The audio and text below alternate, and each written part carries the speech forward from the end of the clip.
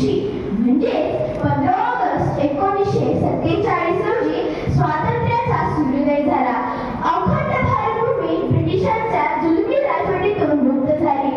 150 वर्षे या भारतभूमीवर फडकणारा union jack खाली उतरवला गेला आणि दिल्लीमधील लाल किल्ल्यावर स्वतंत्र भारताचे पहिले पंतप्रधान पंडित जवाहरलाल नेहरू यांनी अभिमानाने तिरंगा फडकवला.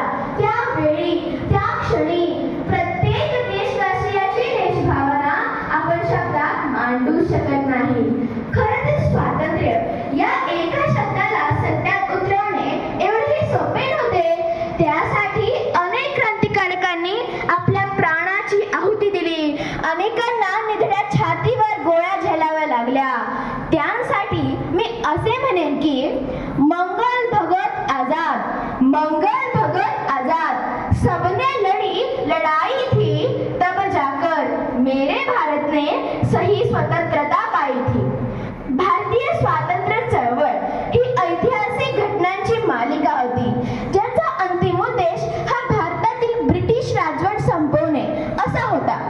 हा स्वातंत्र्य लढा 1857 ते 1947 या काळात चालला. 1857चा उठाव या युद्धातील महत्त्वाचा टप्पा मानला जातो. तेव्हा मंगल पांडे यांनी प्रत्येक भारतीयांमध्ये इंग्रजांविरुद्ध लढण्याची प्रेरणा जागृत केली.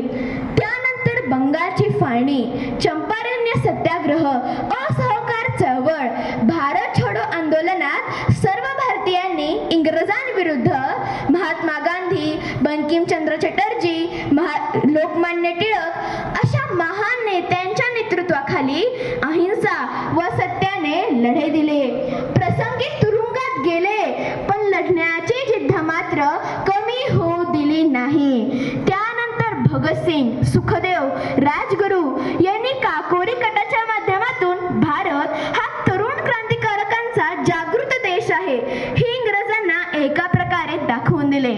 मित्रांनो, आपण खरंच खूप नशीबवान आहोत, कारण आपण या स्वतंत्र झालेल्या मातृभूमीत जन्माला आलो.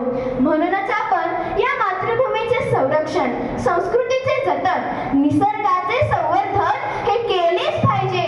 आपण आपले नागरिक म्हणून असणारी सर्व कर्तव्ये पार पाडलीच पाहिजेत. सीमेवर आपल्या प्राणांची आहुती देणाऱ्या सर्व सैनिकांना योग्य तो मान सन्मान हा दिलाच पाहिजे. समाजातील स्त्री शक्तीला योग्य ती संधी दिलीच पाहिजे.